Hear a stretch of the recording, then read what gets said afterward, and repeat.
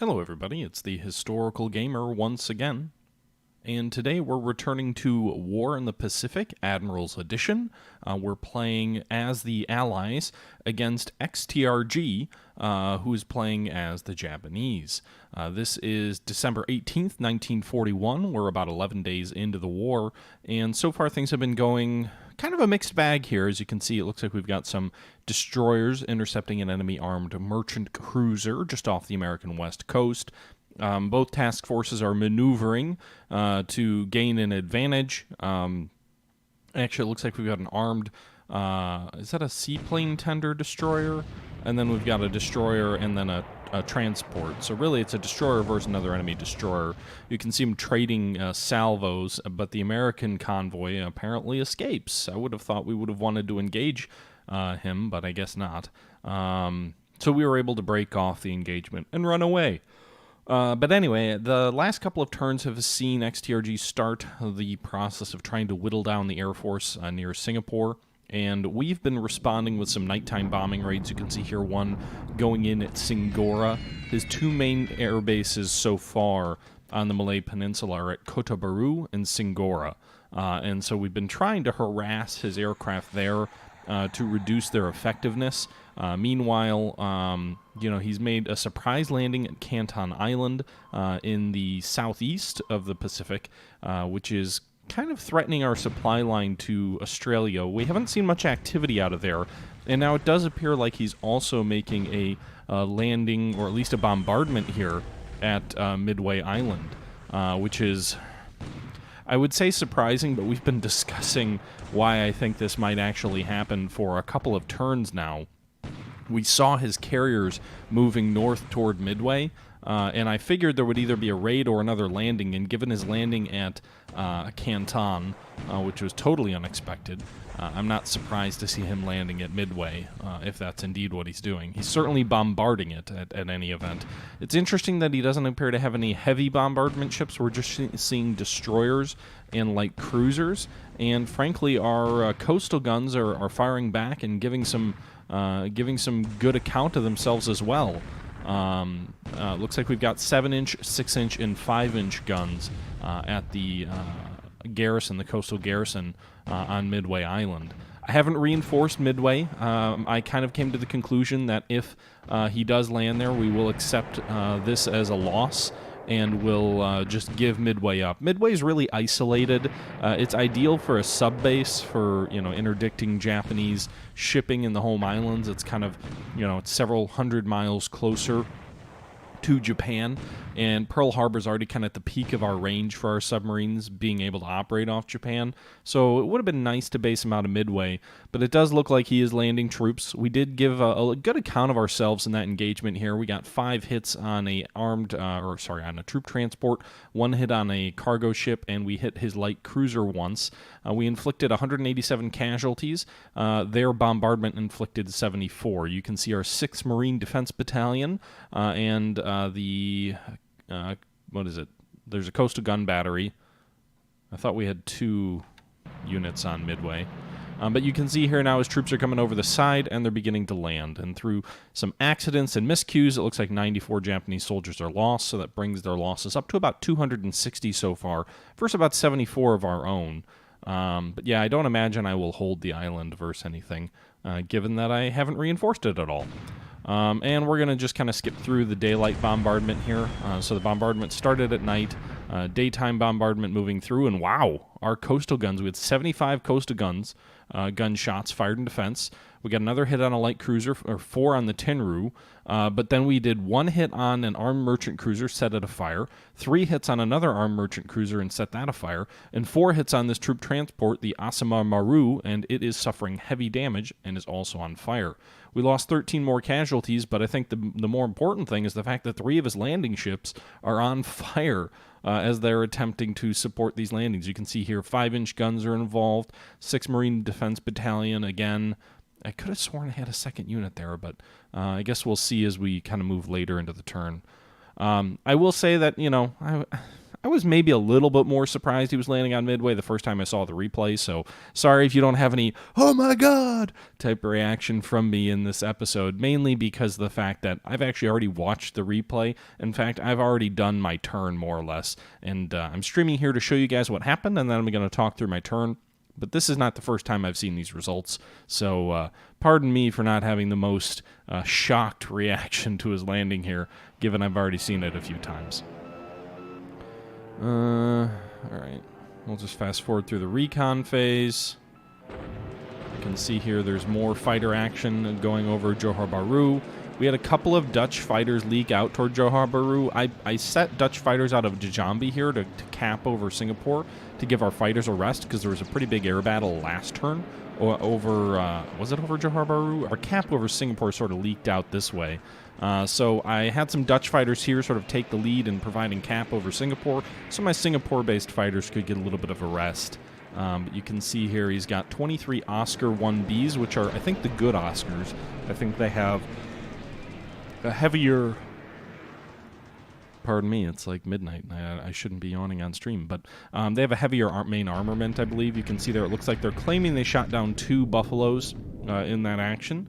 It also looks like he's bombing some of our troops over Fuzhou, or north of Fuzhou.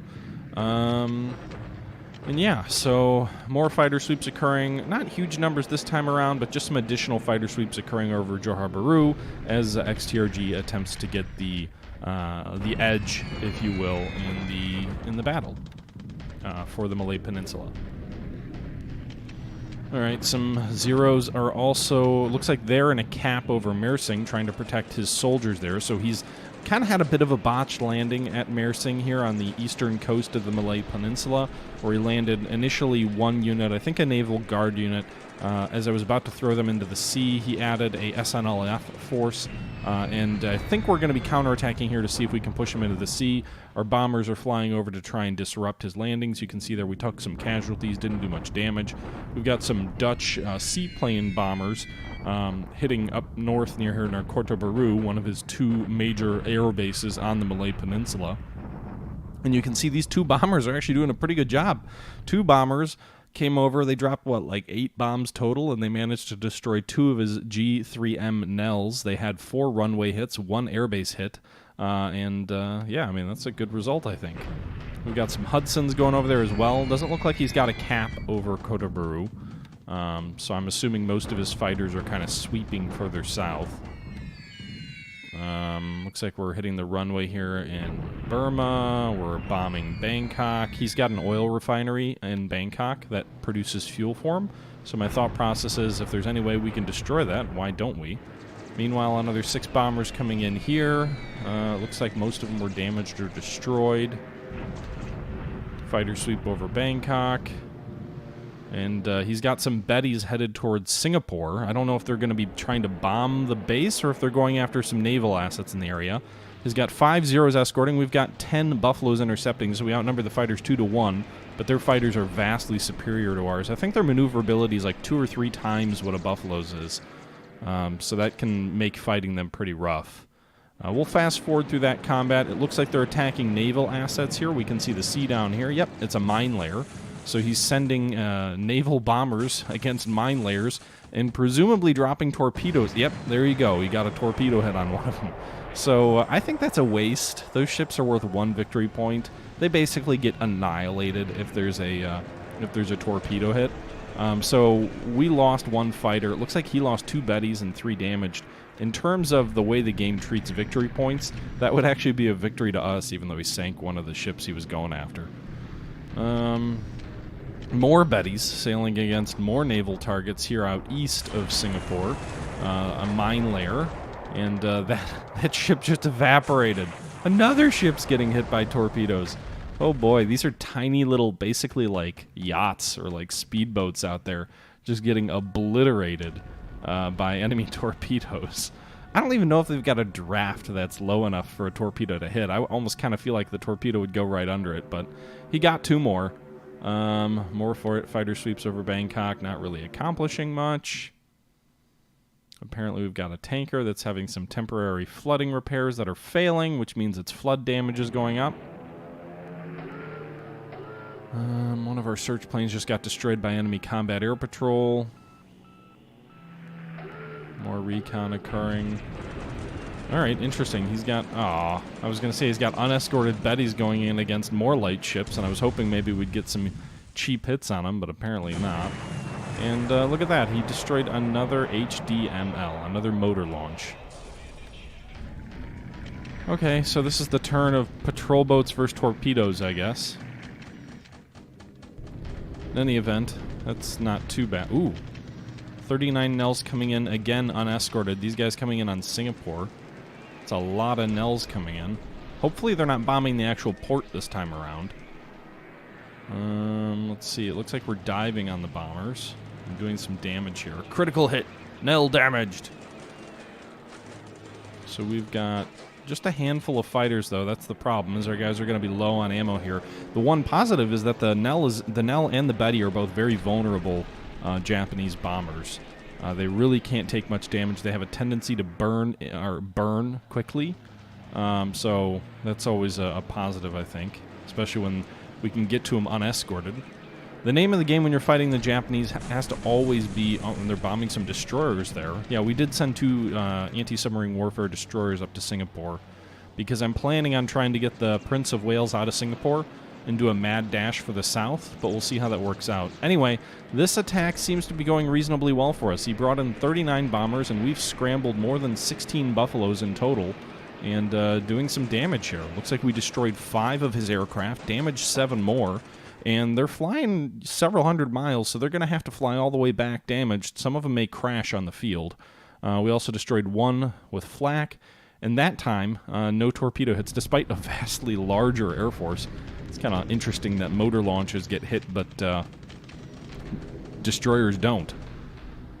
In any event, that probably about wraps up the air phase. We can see here more landing stuff going on at Midway. Our casualties are starting to spike a bit higher than his. So I do think that means bad things for us. We didn't reinforce it, as I already said, so that probably means that, you know, we're gonna lose this battle, but we're at least doing some pretty heavy damage there against his landing forces. More hits on his ships that are transporting stuff. And the real golden thing about this is Midway's so isolated that any badly damaged ships of his are going to be destroyed before they ever have a chance to, you know, get home, if you will. Midway doesn't have facilities to repair ships. All right. So he's attacking here near Kaifeng. He got 1-to-1 odds, which means he's going to do very well in that attack. You can see here destroyed 13 of our squads, 266 disabled. We destroyed 7 squads of his, 1,000 casualties versus 2,900, so nearly 3-to-1 casualties in favor of him. He also attacked at Huainan, drove a corps of ours back, 4-to-1 losses. He lost 400, we lost 2,400. 105 squads destroyed. He finally captured Huainan. 4-to-1 again. I don't think... Well, we lost 230 men. They're all headquarters units, though. And attacking at Shonoween. Also driving us back. Again, 4-to-1 odds for the Japanese player. 700 casualties. 73 squads destroyed. Pretty sure that's a lot more than our replacement squads. But the one good thing about that is, in Chinese terms, if I have a corps that's damaged, I'm better off just letting it get destroyed and then reforming it than I am using reinforcement squads. Because what happens is if a Chinese infantry unit gets completely destroyed, then what you actually get to do is in like 30 days later, that unit will respawn in in Chongqing, and it'll respawn at 1/3 full strength. So you basically get 30% of your unit free. It doesn't pull from your replacements. It doesn't pull from any of that. So if there's any thought that you're going to have a unit badly mauled, you're better off just sending it back into combat to get completely destroyed so you can get it, you know, replaced for free. All right. Meanwhile, we're deliberately attacking here at Ichang. You can see here he's got a really strong Japanese division and 2 Chinese collaborator divisions. We've got a pretty substantial force here that's been badly bloodied throughout the first couple days, but you can see here we managed to get 1-to-1 odds and reduce the forts down to level 1. We did take slightly more casualties, 157. We lost 26 squads destroyed, he lost 7. But the fact that it was 1-to-1, he had a fort level of 2 and we reduced it down to 1, bodes well for us, because the defender gets a big modifier in their favor when you have a higher fort level. So the fact that the fort level dropped means I think they will be easier to defeat next turn. That corps failed in its attack, and I think the turn is going to kick us out here, so we'll jump back in here in just a moment as the replay comes to an end, and we'll take a look at what I'm going to do in this turn. I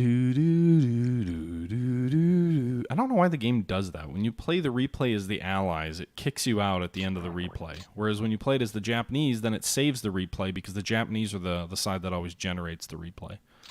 All right, so we'll go to mid-turn here. December 19th. So that was the December 18th replay. So now we're on to December 19th in terms of issuing our orders. Okay. All right, so first things first, let's take a look at the intelligence report. That was a pretty good turn for us in terms of air-to-air combat. Granted, this is all subject to fog of war, but given the fact that we did intercept 39 of his bombers unescorted, I think this is a pretty good chance of being somewhat accurate.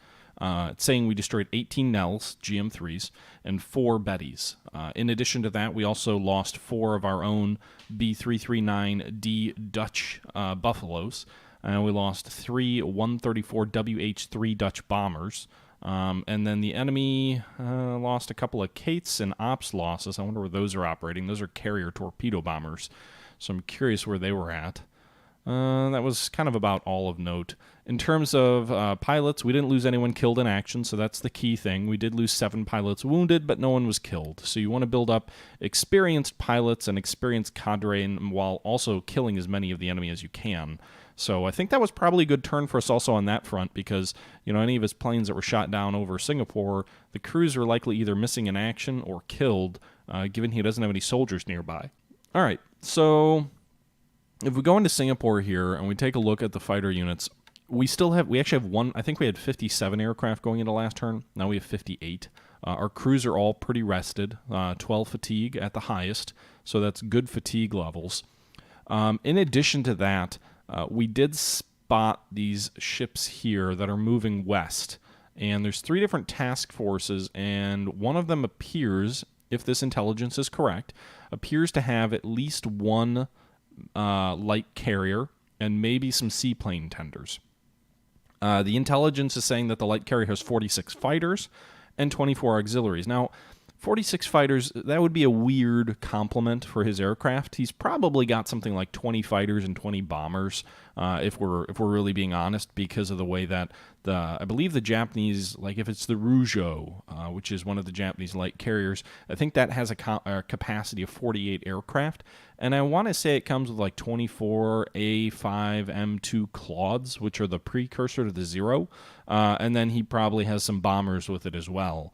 The auxiliaries are probably the seaplanes with the seaplane tenders, if this intelligence is actually what it is, you know, what it says it is. But in any event, whether it's 20 or 40 fighters, that's going to be a pretty big game changer if he can start flying an additional 20 fighters over the Malay Peninsula. If it is the Claude, he's going to have to bring the carriers further south, and that's going to be a golden opportunity for our submarines, who are all racing west in an effort to get ahead of the aircraft carriers or aircraft carrier and try and sink it. But regardless, I'm going to take a bold move this turn. He's been running fighter sweeps over Johor Bahru. That's been his main action. He's been having some combat air patrols over Mersing, but really the big thing that he's been doing is running fighter sweeps over Johor Bahru. Johor Bahru is one of our 2 large airfields here on the southern tip of Malaya. Mersing has no airfields. There's only small airfields at Malacca. Kuala Lumpur has a moderate airfield level 2, but not big, not anything that can hold, you know, like the 150 plus aircraft we have at Singapore. The only other airfield that we have that's big enough, I guess there's 2. There's one up here at Oloa Star, which is going to fall to the Japanese this turn and is way too far north, and we have no support there. The other is at Kuantan, which is somewhat isolated and badly damaged. He did serious bombing raid damage to this field, and it's isolated. I don't have any way of quickly getting reinforcements here. So these two air bases down here in the south are the key to my defense of the Malay Peninsula. Singapore is where almost all my aircraft are. It's the largest base. It has huge facilities. It can support over 170 aircraft. It's a level 6 airfield, which means theoretically you can stack up to 300 aircraft without any penalties here. So this is the key one. And that's where all my aircraft are based. But it looks like he's trying to take Johor Bahru out first, or at least sweep the skies clear, because for, 2 turns now, he hasn't actually swept Singapore, although actually he might have swept Singapore last turn with like 6 Oscars. But in any event, the bulk of his effort's been here at Johor Bahru. So my focus here this turn is going to be getting all 58 of our fighter aircraft up over Johor Bahru. The reason I'm doing that is I have no hope in a one-on-one engagement against his Zeros or against his Oscars. Last turn, he flew 26 Oscars in a combat air patrol over Johor Bahru. The turn before, I think it was like 16 Oscars and 16 Zeros, so like up to 32 fighters. So if we assume his strength is somewhere around 40 fighter aircraft that have the legs to sweep over this base, then that's going to be a problem when this carrier comes south. Or if maybe he replaced these Claudes with Zeros, it's even a worse situation. Or even worse, if he really has 46 fighters, he's going to basically he's either going to have parity in terms of number, or he's going to outnumber my active fighter strength. So what I really think I need to do here this next turn is I need to run a combat air patrol with max strength over Johor Bahru. We'll probably take the next turn off. And my logic is this. If I fighter sweep over here, I've got a better chance of giving his fighters a serious bloody nose. If I can take out 10 or 15 of his fighters, then that will go a long way toward evening the odds when this carrier comes south. Even if we lose some of our own aircraft, it may at least cause him to delay or to kind of reconsider things. So we're going to run 58 aircraft in a fighter sweep over Johor Bahru, and then we're also going to run the 23 fighters we have, the 23 Dutch fighters over here, also over Johor Bahru. So theoretically, if everybody was all up at the same time, we'd have 81 fighters against maybe 26, maybe 30. We'd have better than 2-to-1 odds against the Japanese. So that's, I think, what we're going to need to overcome the fact that the qualitative edge that his aircraft have is so vast. And hopefully these numbers at least prevent any kind of massacre on our end. That's my hope. This aircraft, this is not the I don't believe this is the KB. This is not the Japanese main force, at least not based on intelligence reports. I mean, the intelligence is only saying that there's 46, a total of 70 aircraft. That would not be his fleet carriers. It's probably 1, maybe 2 CVLs. You can actually see there's 2 CVLs there. So it's probably like the Rougeau and then some of the other light carriers, whatever those are called. But he also has some surface task forces here. He's got some heavy cruisers moving west and whatever this force is that we haven't seen yet. So we're going to try and get our subs out in front of these guys, maybe do a little bit of damage there. We're going to call off the attacks on Mersing. The deliberate attack did not work. We don't really have enough supplies there. We need to call a little bit more supplies forward. We'll do that. And we've got reinforcements that are on the way. We've got 2 brigades here that are marching to Mersing, and when they get there, we'll throw the Japanese into the sea. Or at least that's the plan. Meanwhile, I was doing a little bit of reading into the Chinese theater and trying to understand what's going on in China. Long story short, we don't get anywhere near enough supply for all of our Chinese units. I'm a bit of a novice when it comes to China. But the key that I've discovered in all of my research in defending China is the Burma Road, which starts at Rangoon and moves into the Chinese city of Tisong. Moves through these mountains here, and every day that you have a direct supply line, so as we put the overlay here, every day that you can trace a line like from here through to Rangoon, all the way up through Mandalay, or anywhere along here, it's got to be one continuous route through here, through Lasso, and then up through into China. Every day you have that continuous route, you get 500 free supply in Sai Sung, or however you pronounce that, which is absolutely critical to having enough supply to supply your Chinese forces over here. So, I'm going to move some of my units around near Rangoon, and I'm going to go ahead and put sort of a blocking force at Pegu. The reason for that is essentially if he moves in either from the south or from the north, and he takes Pegu, then he'll already have cut off one of the 2 parallel lanes that we can use to get to get the supplies to China. So I think Pegu needs to be our blocking position. Now, theoretically, it's easily flanked. He could just move north and cut that line. I think terrain will make that too difficult for him to do that. But if he does, we've got rail support, so we can quickly move troops around and whatnot. So rather than retreat all the way back to Rangoon, which is in really bad terrain in this sort of river delta, I'm going to make my stand at Pegu. And I don't have any intelligence that anyone's around here, but I'd rather start building up my defense in Pegu now rather than later. And then my other major defensive spot, I'm going to have a blocking force up here, but my other major defensive spot's going to be Taigai. I assume he will follow either this roadway in the north, or he'll follow sort of this roadway coming up from the south. I don't really have enough troops to hold at Molman, and while I could theoretically hold at Molman, this roadway ending 1 hex away from sort of my or I guess two hexes away from Pegu would make me worried about these guys getting outflanked or not having a defensive position. Molman and Tavoy are just frankly too exposed for me to really be able to defend well. So I'm going to start building up defenses in Pegu. I'm also going to start throwing some supply convoys into Rangoon. One, because it'll help reinforce our supply situation here and get some of these units up to strength. It'll support us building new fortifications. But two, my understanding is that if you have a huge amount of supply in Rangoon, it is possible, because of the way the game's supply mechanics work, that you could suck supply in down this roadway and into China. So you'd get the 500 per turn at Saisong, but you could also get a lot more than that. That would get pulled into China from Rangoon as well, if Rangoon has an abundance of supply. So we'll do that as well. Meanwhile, I think I'm moving one unit up here as a blocking force, not these guys. Is it these guys? I had retreated a lot of these guys, but I'm going to move one of these units via strategic movement up to Taiping, mainly because he's going to take a low star this turn. There's nothing I can do about that. But what I didn't really factor in is Taiping is a level 3 airfield, so I do want to put a unit there as a blocking force, at least to delay him, to force him to move his unit in a cohesive body and not just race light units forward and take the base. Because essentially, then he can move all his air forces from Singora up toward Taiping, which is closer to Singapore, and he'd have 2 large effective air bases within bombing reach of Singapore. Easy bombing reach. Right now, he's this is his current air base at Singora is 120 miles further north. That's 120 more miles that his crews have to fly.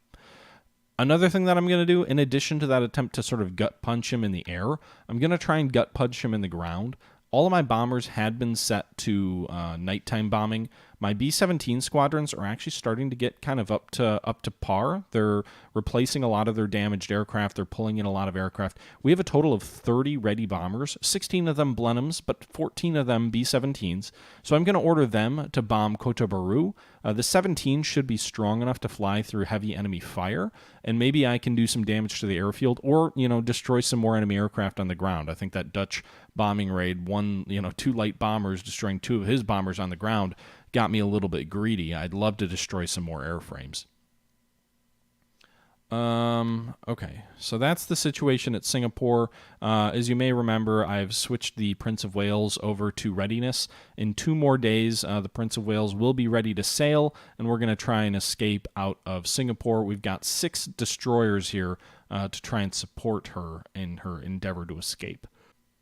Meanwhile, just some general pulling supplies out of Java, which we've almost pulled all the fuel out of Java. I'm going to start trying to pull fuel from Palembang south down to here to Oosthaven. So I've actually used the yes button here, which means stockpile fuel in Oosthaven. Now, Oosthaven can only hold so much fuel before it starts to spoil. Bases have a spoilage rating where for every level of port or an airfield that you have in a base, you add the 2 together and you have a lower amount of stuff that spoils. So like if you have anything more than 9, so if we had a 5 and a 5, there'd be no spoilage. Or if we had a 6 and a 4, there'd be no spoilage. But if these 2 numbers don't add up to a 9, then you can lose some of your supplies, some of your fuel to spoilage, depending on how much is there. Palembang is having a dangerously large amount of fuel building up here, 156,000 points of fuel. And while it would be great if I had battleships in here and wanted to operate them out of here, or if this was Pearl Harbor, which we actually have a lot more fuel there, but it doesn't account for spoilage because the base is too big. But the problem is he's going to take Palembang before too long if he's smart. So I'm assuming I'm not going to hold him at Singapore. He may even try and flank me and move down to Palembang. So what I'm actually going to do is I'm going to draw as much fuel as I can into Oosthaven. There's two reasons for that. One, Oosthaven is a reasonably sized port. It's a level 3 port, so I can put a reasonable amount of ships in there, load that fuel up on tankers, and sail south. And that avoids a lot of the risk of him bombing my transports. I'm pretty sure that these transports are going to be in enemy GM3 bombing range when they leave, and I think the only reason they didn't get attacked was because his bombers were focused on the stuff further north. So these guys are going to be sitting ducks right here. I mean, it's not an easy hit for him. It's a long raid. He'd definitely lose some in ops losses, but it's certainly not the type of route I want to be running a tanker. Additionally, he does have submarines up here. Oosthaven is much more securely located in the south. It's not as big of a port. I can't cram as many things into it, but Palembang is actually up a river, which means you can't move ships above 15,000 tons into it anyway, whereas Oosthaven is not on a river, so you can bring in larger task forces into Oosthaven. The docking isn't as big, so it means it'll take longer to load the fuel. And it's a smaller port, so it's only a level 5 base, 2 airfield, 3 port, level 5, which means that you'll have spoilage. Like if all 150,000 of this moves south, I don't have the number on hand, but I'm pretty sure a level 5 base can have like 60,000 or 50,000 fuel without any spoilage. So you could theoretically lose like 20% of this. But honestly, if we lose a bunch of oil or fuel to spoilage, great. That's less oil and fuel for the Japanese when they take over. So I'm going to try and pull as much fuel as I can down to Oosthaven in order to continue the evacuation efforts. You can see we've got chains of convoys all over here, sucking Java dry and fueling the Australian economy with that fuel oil. Meanwhile, if we move further east, we didn't really see much activity down here this turn, but I have a brigade of Australian infantry on the way. They should be arriving at Suva next turn, and they can begin to unload there.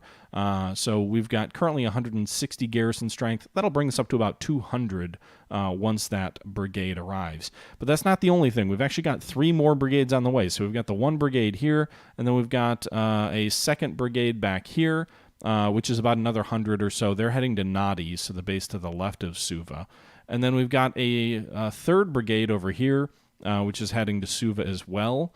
And I can't remember if we've got one more brigade or not heading toward Suva. In addition to that, I've got a regiment on an American transport, probably a couple weeks away, heading for Fiji as well. We started this Fiji reinforcement when he took Canton Island. So if we move up here, we can see Canton Island is in Japanese possession. Because it's in Japanese possession, it threatens, his bombers can reach, if he puts GM3s or 4s in, they can reach most of these islands, I believe, or at least very close to it. They control the sea lane around here and really threatens, our transports to the United States. You can see here, these ships are coming from Australia, and they are traveling just south of Savi. They're very close to in combat range from Canton. So when he jumped all the way out here and took Canton Island all by itself, and he only just took Tarawa, to me that says he may be moving south and trying to establish a line. Vatapu and Funafati in the Ellice Islands are really not worth anything. They have very small port capacity and very small air capacity, basically nothing. Canton is a little bit nicer. It's 2 and 2. But if you really wanted to make a play to interrupt and interdict supplies with Australia, it would be Savi, it would be Pago Pago, it would be Fiji, it would be New Caledonia. These are the key bases. If he takes any of these bases, he seriously threatens our ability to supply Australia from the United States and seriously hinders our ability to counter Japan's advance. And XTRG seems to be the super aggressive kind of player. Landing on Canton, that was a bold move. It was kind of low risk, but it's a bold move. I mean, he's way out here. He's horribly overexposed. It should be easy for me to counterattack here. Unless he starts building, takes Baker Island, starts building that up, takes Savi, takes Fiji. If he builds this outer wall out here, then that's a problem. But right now, he's horribly overextended. It didn't stop him from landing there. So for all I know, he's, going to land on New Caledonia, land on Fiji, land on Savi. So, I'm rapidly attempting to reinforce these lines. I'm going to build up a wall of troops here. I'm going to put some Australian troops in New Caledonia at Nomaya. I'm going to put some troops at Nadi, some troops at Suva. I'm going to put some troops on Savi. I'm going to put some troops on Pago Pago. I might put some troops on Vavu, however you pronounce that. This seems like a nice, to me, ideally, Fiji should be the hub for our eventual campaign in the South Pacific. Historically, it was a strategic point. Historically, the U.S. sent something like 30,000 troops to New Caledonia, to Fiji, to Savi, to Pago Pago to reinforce all of these and built up very strong bases here. Fiji is ideally located. It's not as far west as Australia, so it's kind of this in the middle of what would be your defensive ring here in the South Pacific, without being too far away from sort of the Central Pacific base at Pearl Harbor up there. It's not quite halfway between Pearl and Australia. It's much closer to Australia, but nonetheless, it's at a reasonable location. And it has massive air and naval capacity. It can build naval bases up to level 5. 2. Apparently its naval capacity is only 2, but it can build airfields up to 7. Both of these, you can have 2 level 7 airfields. And then I think Vavu has a level 3 port, and Pago Pago has up to a level 2 port with a level 4 airfield. Savi has a level 3 airfield with a level 2 port. These are good islands. These are islands we should be reinforcing. And so we are. We're rushing Australian reinforcements there. And we're also sending in a large number of our own troops to the general area. You can see here we've got some aircraft on the way to Suva, as well as some support troops. So we've got, I think, a dive bomber and a marine fighter squadron on their way to Suva to give some land-based aircraft to that. We've also got some troops on their way to Christmas Island. We've got some troops on their way to, I think there's a Marine regiment on the way to Pago Pago. There's also a lot of fuel and supplies all moving around here. So we've got a lot, we've got a huge string of troops, and yeah, here's the Marine regiment on the way to Pago Pago. We're building up a defensive line. So we've got reinforcements that are going to Palmyra. We've got reinforcements going to Christmas Island. We've got reinforcements going to Pago Pago, to Savi, and to Fiji. So essentially, we're trying to bring up a wall. I probably should send something to like Pernaran Island. The problem is there's not really a good... It feels like there's a gap right in here where he could move through and kind of advance. There's not a good island here to defend from. We'd have to go way into the interior here towards something like Nuka Hiva, and even then it's not very good. There's not really, in the Marquess Islands, there's not really anything there. And this is just too far south, like to go to Tahiti. So we'll just have to accept that there's a bit of a gap between Christmas Island and Savi and Pago Pago and live with it. Meanwhile, we've got our carriers here. They're moving south. They just finished refueling from this tanker. I'm moving my... you can't see it there. Come on. I'm moving these guys to Christmas Island. I'm not sure what I'm going to do yet. I haven't spotted his carrier, so I really don't know where it is. I'd like to try and do something offensive. I'd like to try and maybe do like a Marshall Islands raid. So I've actually got some recon missions ordered over Canton Island. And if it looks like there's not too much of a threat, if it looks like he hasn't done much with the Air Force there, I can't imagine he's had any ability to transfer aircraft here. I don't know how he'd get him there. It's so far isolated. Like maybe out of Kwajalein, they can maybe reach on a shuttle run. But I don't know. I mean, I don't even know if he's got sufficient aviation support down there. He really jumped way out ahead of his supports. So I think Canton might be a nice little place to, maybe we can bomb some transports, whatever brought us troops there. Maybe we can just give our aircraft some experience because they're pretty inexperienced. So if I can do a 3-carrier raid down here on Canton, I'm going to. I'm not ordering it yet. I'm having him head to Christmas Island just because I'm trying to figure out where his carriers are. I have no real idea. I figured they were at Midway, but they didn't bomb Midway, so I'm not really sure. It'll be interesting if, given he didn't take the island in the initial landing, maybe he'll use his aircraft to try and soften up the defenders. There's still a reasonable fight here in the 6th Marine Defense Battalion at 26 AV, so who knows? Maybe he'll do something down there. In addition to that, this is the turn where I really made some big plays. Can I flatten Canton, Jack? Well, I can try. Again, I don't know if there's anything on the island, but we'll have to see. But this is the turn where I fixed my combat or my patrol across the Pacific. I had been really lazy, guys. I had not done a good job of setting up patrol routes throughout the Pacific. And again, because I don't know where his carriers are, but I do want to go for Canton, I need to do something to make sure that I'm not running into a trap. What is that? That is naval search patrols. So I pulled my PBYs out of Midway before the island falls, and I set up a whole bunch of search routes. So you can see here a huge 180-degree search route up here at Pearl Harbor, searches well to the north, well to the east. His likelihood of sneaking up on Pearl Harbor is basically none. He'd have to swing way to the right out here into our shipping lanes, in which case if he got over here, our ships would spot him. So there's really no risk, I don't think, of him sneaking up on Pearl. We've got a crap ton of squadrons running naval search.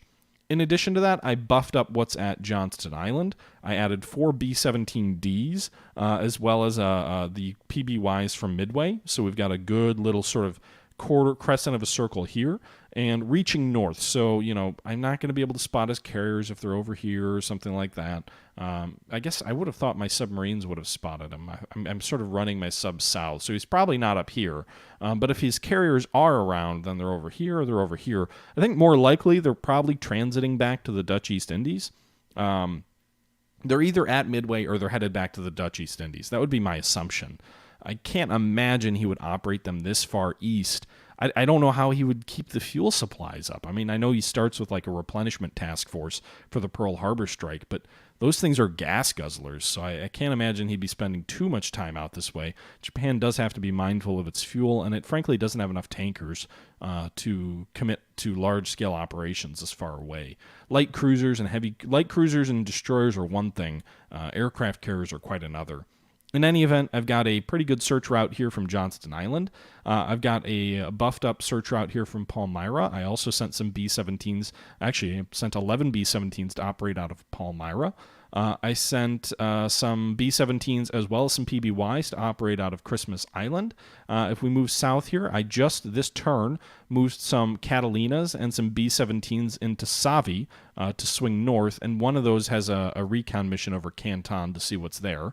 And then Fiji is just a buzz with all sorts of combat air patrols. But I did also add some longer-range Catalinas out of Fiji as well, swinging up to the north.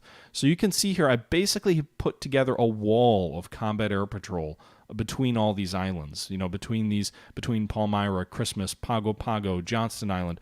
I am attempting to build a curtain of recon so that, let's say his carrier was here. I don't know, I'm just guessing. Or maybe his carrier was over here at Wake Island.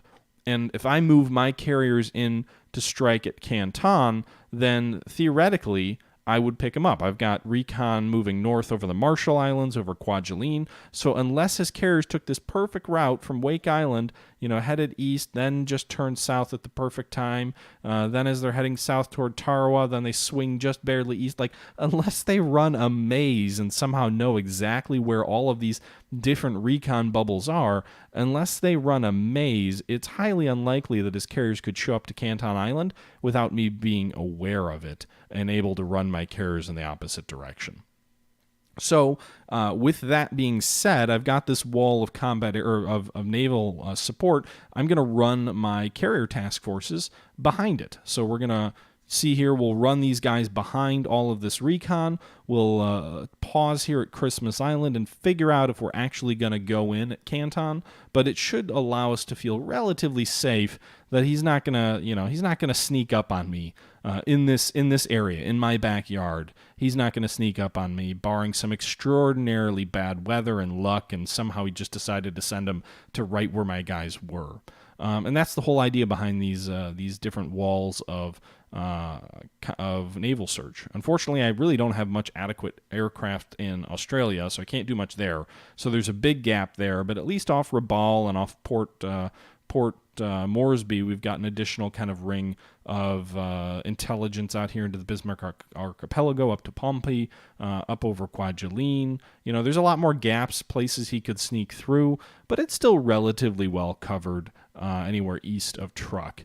And then we've also done, some similar recon stuff here in the Cream Sea and Celebes and out of Java, and, Mersing is just a network of everything.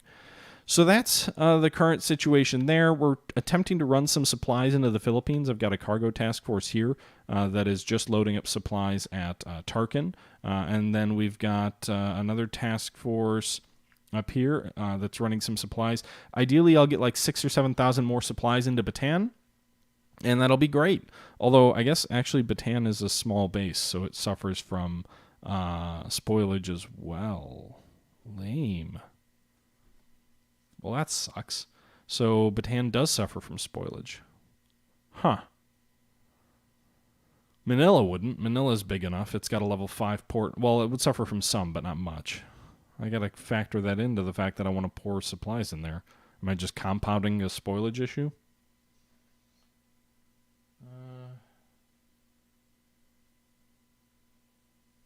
Hey, No Name. Good to see you. Meanwhile, I guess there's only one real thing that we haven't touched. We've been going for almost an hour now. One thing we haven't really touched is China. So I know I kind of mentioned, hey, if units get destroyed, as long as they're totally destroyed, it's actually better off for me than not. So that's a thing. But you can see here we've got a lot of troops all sort of intermingled. He's attacking up here northeast of Changchao.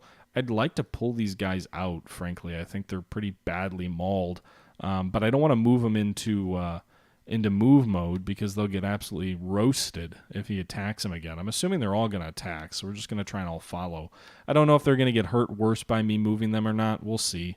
But I'm going to try and have a defense at Changchao. You can see here we've got not a ton of strength here, 460 garrison. He's got over 1,000 AV attacking me up here. But what I'm actually going to do is, frankly, I know we took Xinyang. That was nice. It was a nice diversion. But I plan to abandon Xinyang. I'm going to pull all these blocking troops out, move them into Xinyang. We'll have some defenses here, but we're actually going to pull out. We're going to rest a large number of our troops. Then we're going to pull out about 700 of our AV. We're going to move them to Changshao. So that'll give us about, 1,100.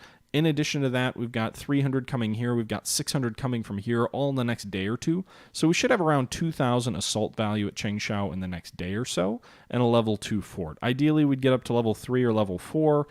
China doesn't have a lot of engineering vehicles or engineers in the first place, so that's kind of hard to do. But we'll see. We'll try. I don't even know where my flying tigers are.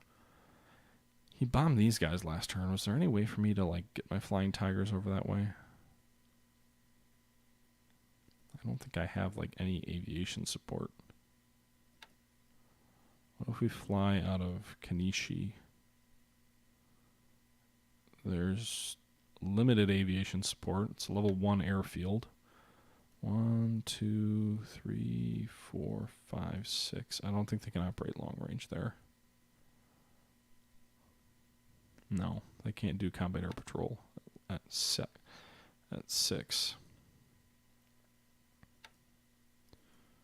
All right. Well, we'll try and maybe he'll bomb some of our other troops here near Wuchou or something. I don't know.